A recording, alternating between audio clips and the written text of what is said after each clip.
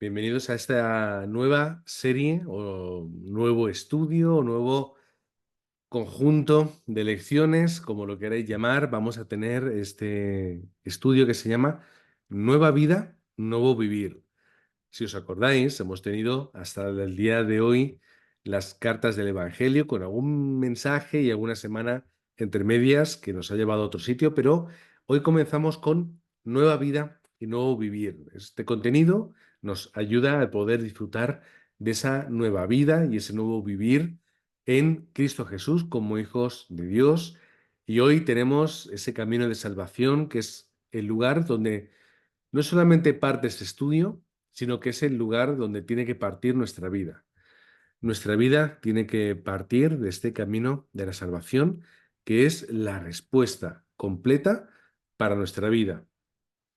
Así que vamos a leer para comenzar, como tenemos por costumbre, en el libro de Juan, capítulo 14, versículo 6.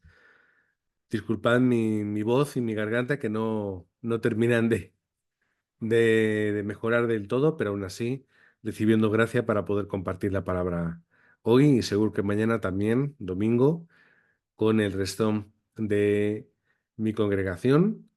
Vamos a leer Juan 14:6, lo tenéis ahí, espero que se vea bien. Es el texto más grande que se va a ver mejor en toda la presentación. Dice así: Jesús le dijo: Yo soy el camino y la vida y la verdad, y nadie viene al Padre si no es por mí. Todos conocíamos este versículo, ¿verdad? Por supuesto que sí, Juan 14:6. Camino, verdad y vida. Es la respuesta que tenemos en Cristo Jesús. ¿Por qué es importante conocer este secreto o este camino de salvación? ¿Por qué esto? Y digo secreto porque no todo el mundo lo conoce. No todo el mundo sabe que existe, no todo el mundo entiende este mensaje tan importante. Jesús es el Cristo. Pero ¿por qué esto es tan importante para nuestra vida? En primer lugar, a veces nos mantenemos en un evangelio superficial. ¿Qué quiero decir? En un evangelio en el que reina el legalismo. Tú tienes que hacer esto, tú no tienes que hacer esto. Las faldas de las mujeres a veces se miden. Iglesias donde se ha llegado a hacer esto, es decir, no me lo estoy inventando, esto se ha hecho, se hace y supongo que se hará en algún sitio. Se miden las faldas de las mujeres para conocer cuál es el largo, si está bien o si está mal, donde se mira con lupa todo lo que haces, cómo lo haces, cómo hablas, con quién hablas, en qué lugar, cómo. Es decir, a veces llega un punto en el que la gente vive atrapado por ese conjunto de leyes, normas, éticas y morales, pero que nos mantienen a veces alejados del secreto central del Evangelio. O la religiosidad. ¿Qué es la religiosidad? No, es que tú tienes que ir a la iglesia todos los domingos y si no vas, Satanás te va a atrapar y Dios te va a castigar y Dios va a llevar maldiciones a tu vida y si no ofrendas X dinero, Dios no te va a bendecir y vas a ser pobre. Si no haces esto, no haces lo otro, si no vas, si no vienes.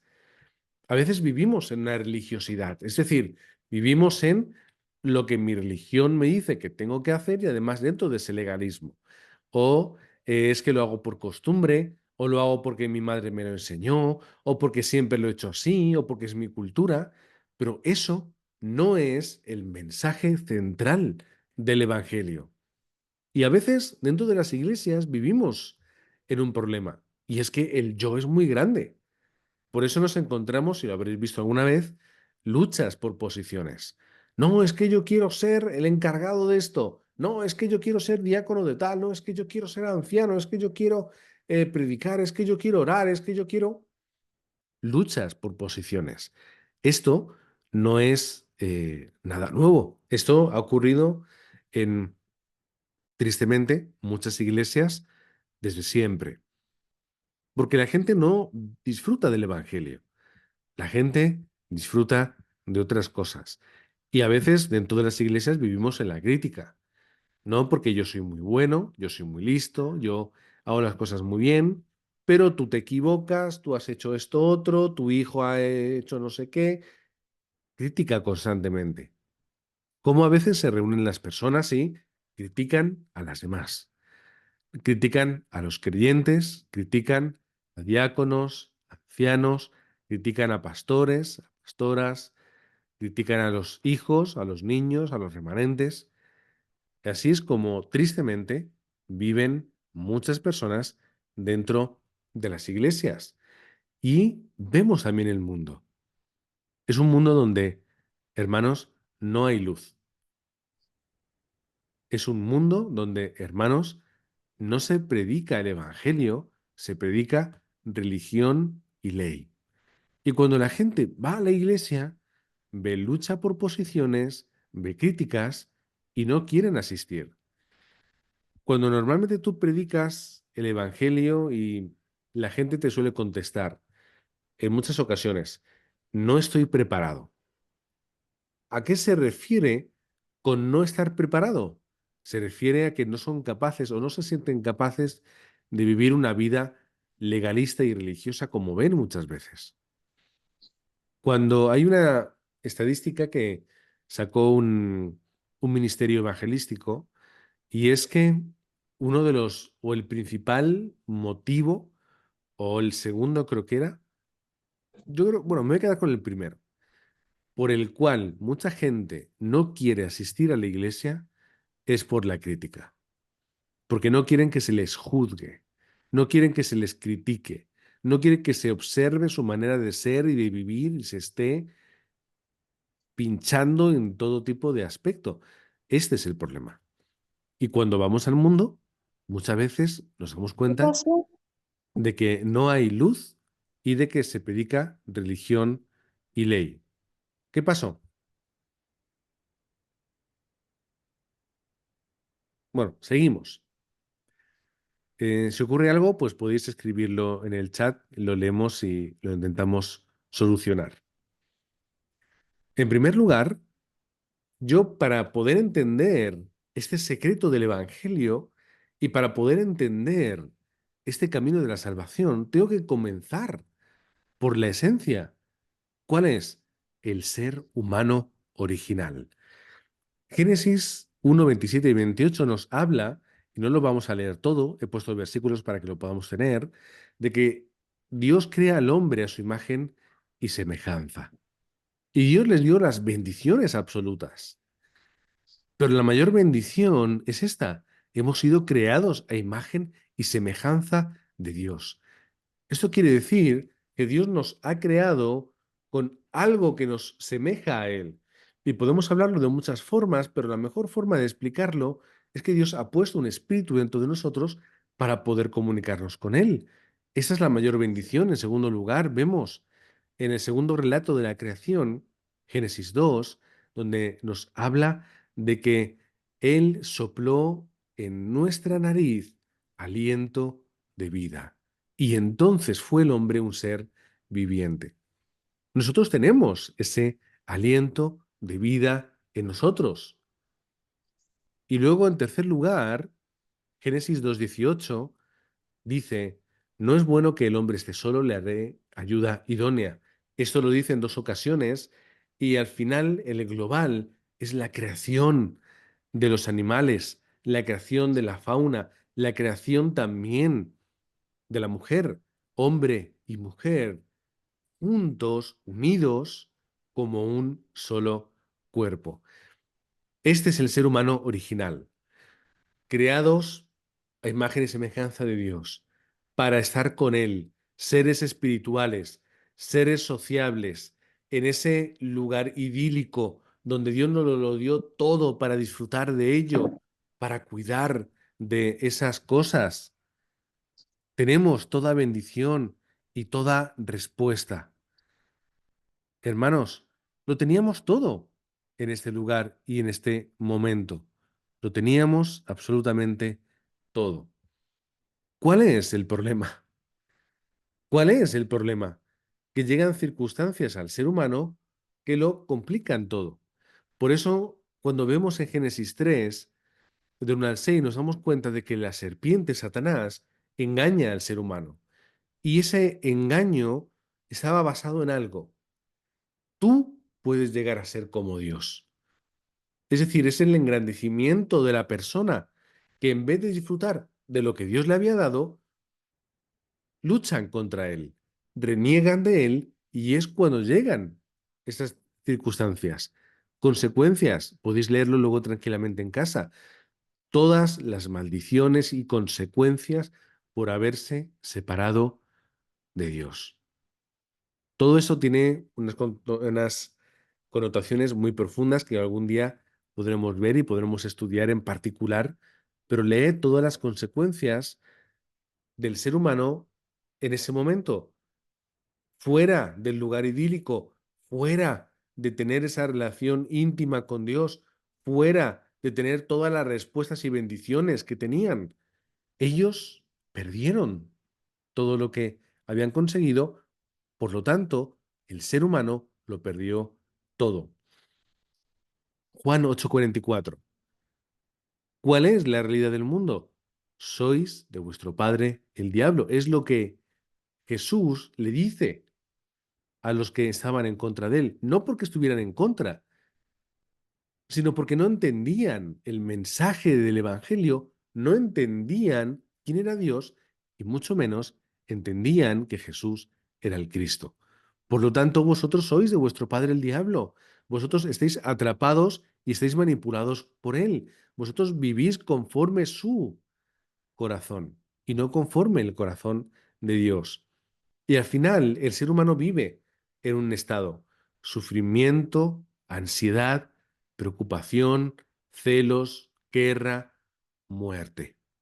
Es decir, el ser humano vive bajo el poder y las obras de Satanás. Así es como está el mundo. En vez de disfrutar de todas las bendiciones que Dios nos había dado, el ser humano, por pecar y enemistarse con Dios, creyendo ser más que Él, ¿qué es lo que hace? Sufrimiento, ansiedad, preocupación, celos, guerra, muerte y un largo etcétera. El mundo vive atado bajo este problema. Y al final, Hebreos 9:27, muerte, juicio y eternidad. De esto nos habla. Después de esta vida terrenal, llegará la muerte, habrá un juicio y sabremos dónde viviremos por toda la eternidad. ¿Es el cielo o el infierno? Ese estado en el que está el ser humano no es agradable. Entonces, ¿qué es lo que dice el hombre y qué es lo que dice la mujer? Vamos a esforzarnos para salir de este lugar. Y el ser humano se le ocurre hacer algo y dice, venga, vamos a crear la religión.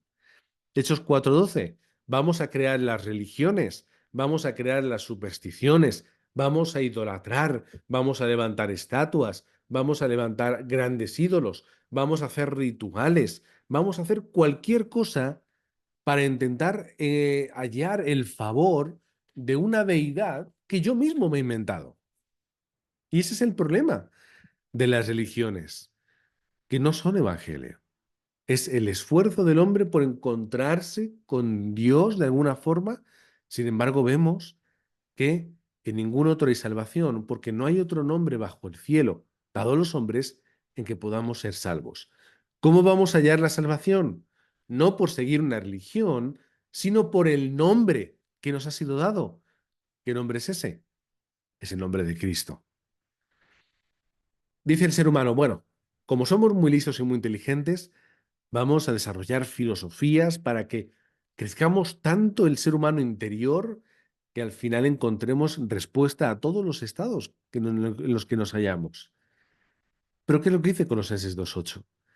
Mirad que nadie os engañe por medio de filosofías y huecas sutilezas, según las tradiciones de los hombres, conforme a los rudimentos del mundo, y no según Cristo. La filosofía es fantástica para muchas cosas, nos ayuda a entender al ser humano, a explicar muchas cosas del mundo, nos ayuda a pensar, a razonar, está muy bien. Estudiar filosofía es muy interesante, pero la filosofía no os va a sacar de ese estado en el que está el ser humano del pecado. Y nunca la filosofía os va a dar la respuesta eterna. ¿Qué dicen otras personas? Bueno, vamos a ser buenos. Vamos a hacer cosas que están bien. Vamos a través de nuestras obras y nuestras propias justicias ser capaces de conseguir salir de este estado y poder hallar la salvación. Isaías 64:6 dice, estamos todos infectados por el pecado y somos impuros. Cuando mostramos nuestros actos de justicia, no son más que trapos sucios. Como las hojas del otoño, nos marchitamos y caemos. Y nuestros pecados nos arrasan como el viento. Qué lúgubre este texto, pero nos muestra la realidad. Yo vivo en ese estado porque es la condición de ser humano en la que estoy. Por causa de Adán y de Eva y de ese pecado, llega a todas las personas. Dice la palabra de Dios, por cuanto todos pecaron, están destituidos de la gloria de Dios. Y todas mis buenas obras son como qué, como trapos sucios. Es decir, mi obra humana no puede solucionar el problema espiritual del pecado. No se puede. Solo Dios puede darnos la respuesta, que es Cristo. Solo esa respuesta. ¿Por qué? No es mi forma, no es mi esfuerzo, no soy yo, es Cristo quien me la da. No puedo hallar la respuesta por mí mismo, solamente la puedo hallar a través del método de Dios. Vamos a leer Romanos capítulo 5, versículo 8. Mas Dios muestra su amor para con nosotros, en que aún siendo pecadores, o siendo aún pecadores, Cristo murió por nosotros. No soy yo soy pecador. Es Cristo que murió por nosotros. Y es la forma en la que Dios ha mostrado su amor por nosotros. Es decir, es la respuesta de Dios a través de la obra en Cristo. El gran conocido Juan 3:16, porque de tal manera amó Dios al mundo que ha dado a su Hijo unigénito para que todo aquel que en él cree no se pierda, mas tenga vida eterna. Otra vez, el amor de Dios envía a Cristo para que creyendo en él yo tenga la vida eterna que no puedo conseguir por mí mismo. Y en tercer lugar, 1 Corintios 15 del 3 al 4, porque primeramente os he enseñado lo que asimismo recibí, que Cristo murió por nuestros pecados, conforme a las Escrituras, y que fue sepultado y que resucitó al tercer día, conforme a las Escrituras. Solo Dios puede darnos la respuesta. Es Cristo. Y aquí terminamos. Primera de Juan 3:8, la segunda parte. Para esto apareció el Hijo de Dios, para deshacer las obras del diablo. ¿Qué obras? Las que desde el comienzo engañaron al ser humano, las que desde el comienzo engañaron al hombre para que pecase, se enemistase con Dios, creyendo que podían ser como Él y al final cayendo en las consecuencias y en el estado en el que nos encontramos. Y ahora sí, yo soy el camino, la verdad y la vida. Entonces, Dios, ¿cómo puedo ir ahí? A ti. Nadie viene al Padre si no es por mí. Lo dice Jesucristo. La única forma es a través de Jesús, que es el Cristo. ¿Cómo puedo recibir esta bendición? Juan 1:12. A todos los que le recibieron, a los que creen en su nombre, les dio potestad de ser hechos hijos de Dios. Dos cosas. Recibirle y creer en su nombre. ¿Ya está? ¿Cómo yo puedo ser un hijo de Dios? Recibiendo y creyendo el nombre de Jesús, que es el Cristo. No tengo que esforzarme, tengo que aceptar lo que Dios me está dando. No tengo que ser algo o convertirme en algo o conseguir algo o llegar a un sitio. Simplemente es recibir a Jesucristo en mi vida y creer en su nombre. También lo explica de una forma sencilla el apóstol Pablo en Romanos. Si confesares con tu boca que Jesús es el Señor y creyeres en tu corazón que Dios le levantó de los muertos, entonces, ¿qué dice ahí? Serás salvo. Fácil, sencillo, concreto, es claro. Perdón. ¿Cuál es la respuesta?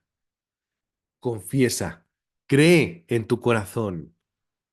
Esto es lo que tiene que estar en nuestra vida para poder recibir esta respuesta. Y leyendo en Nueva Traducción Viviente, no la clásica Reina Valera, dice en Efesios 2, 8, 9, y Dios los salvó por su gracia cuando creyeron.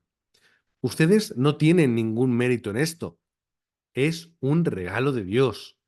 La salvación no es un premio por las cosas buenas que hayamos hecho, así que ninguno de nosotros puede jactarse de ser salvo. Claro y sencillo, boca del apóstol Pablo.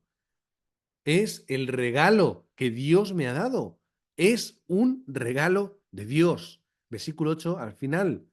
No tengo mérito, solamente lo recibo. ¿Qué mérito tiene recibirlo? Ninguno. No es por obras, no es por esfuerzo, no es por lo que tú puedas hacer. Es el regalo que Dios te ha hecho. Así que cuando yo acepto a Cristo, ¿qué tengo que confirmar? Y esto es importante que lo recordemos. ¿Qué tengo que confirmar cuando yo acepto a Jesucristo? ¿Tengo seguridad de la salvación? Es una buena pregunta, ¿verdad? Hacernos esta pregunta ahora, en este momento. Si tú mueres dentro de 5 segundos, ¿dónde vas?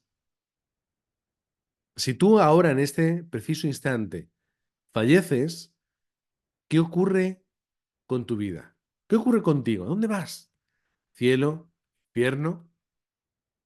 Hay quizá una tercera opción. Primera de Juan 5, del 11 al 13. Vamos a leerlo juntos. Y este es el testimonio, que Dios nos ha dado vida eterna. Y esta vida está en su Hijo. El que tiene al Hijo tiene la vida. El que no tiene al Hijo de Dios no tiene la vida.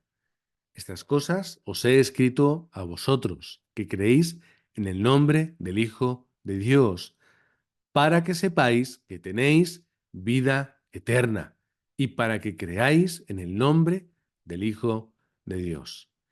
Está hablando Juan de la seguridad de la salvación.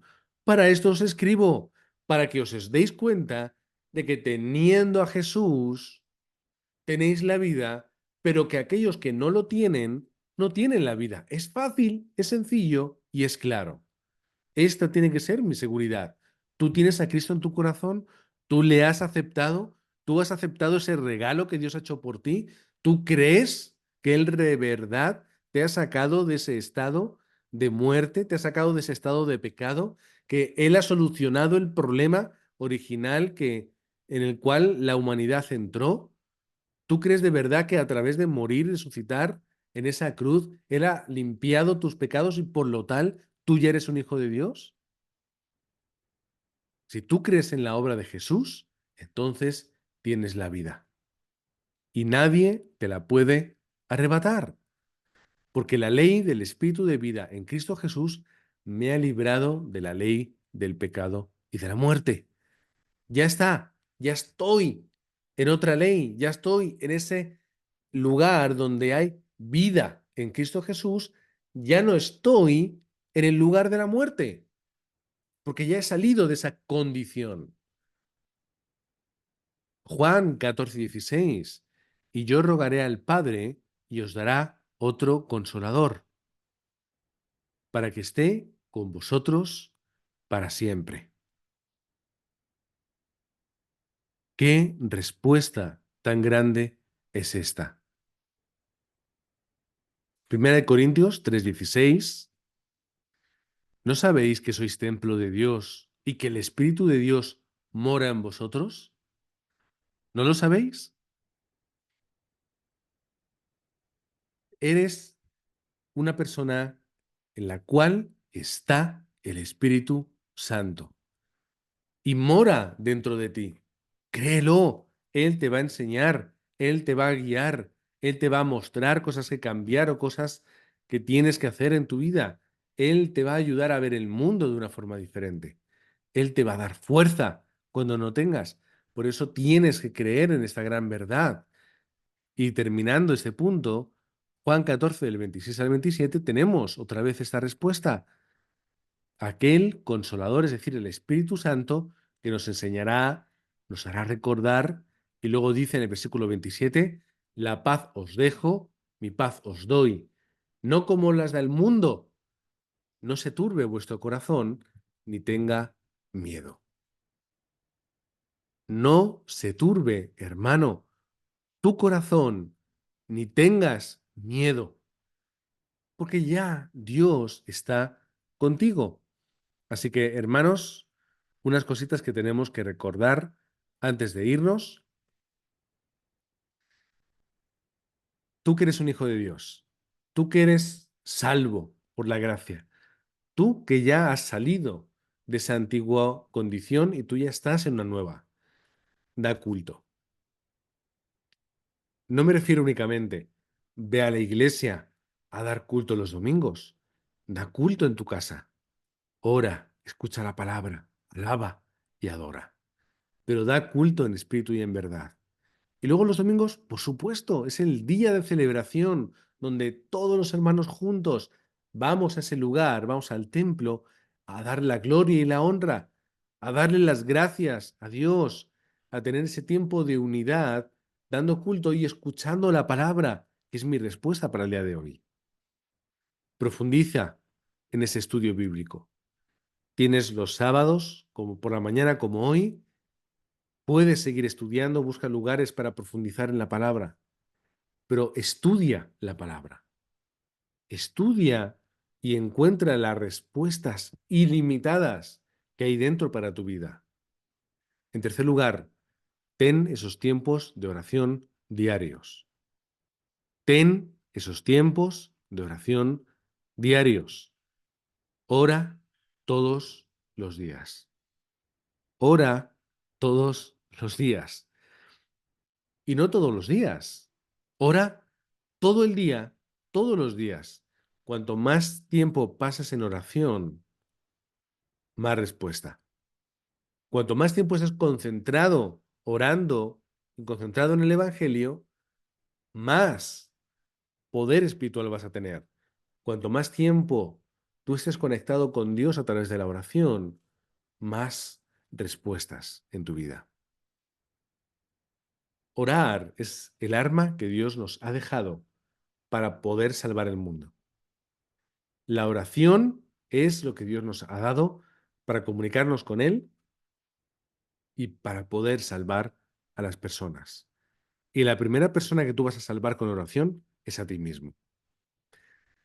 Toda, todo lo que se ha grabado en tu vida, todo lo que tú has aprendido, todo lo que tú has visto, lo que te han dicho, lo que te han hecho, cómo te has sentido, todo lo que se ha grabado en ti, no digo que todo sea incorrecto, que sea erróneo, pero mucho es algo incorrecto y erróneo.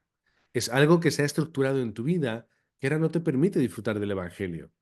Tus conceptos, tus hábitos, tus heridas, tus prejuicios. Si tú consigues orar todos los días y decirle, Señor, como dice 2 Corintios 5:17, quiero ser esa nueva criatura en ti. Todo lo demás fuera ha pasado. Quiero que tú me guíes, que tú cambies mi corazón, que tú soluciones esos problemas que tengo en mi vida, esas adicciones, esos hábitos, que tú cambies esas condiciones. Si tú oras todos los días con esa oración férrea, vas a encontrar respuesta. vas a encontrar un cambio en tu vida. Y en tercer lugar, de esas cosas que tienes que recordar es, sé el reflejo de la luz de Cristo. Y vamos a matizar esto. Que tú reflejes la luz de Cristo no quiere decir que tú tengas que ser perfecto, ¿vale? Tú lo que tienes que reflejar es la obra que Cristo ha hecho en ti. Es decir, la obra que Dios ha hecho en ti tiene que verse reflejada hacia afuera. Tal y como tú disfrutes de la obra de Cristo todos los días, así la gente lo verá. Tal y como sea tu cambio a través de esa oración y de ese poder del Espíritu, así lo verá la gente. Tú siendo morada del Espíritu Santo, te vas a enfrentar a los problemas en las circunstancias con seguridad, con fe, con tranquilidad. Vas a obtener las respuestas en medio de los problemas. La gente lo verá. Sé reflejo de la luz de Cristo, es decir, refleja la obra perfecta de Jesucristo en tu vida. Y eso la gente lo verá.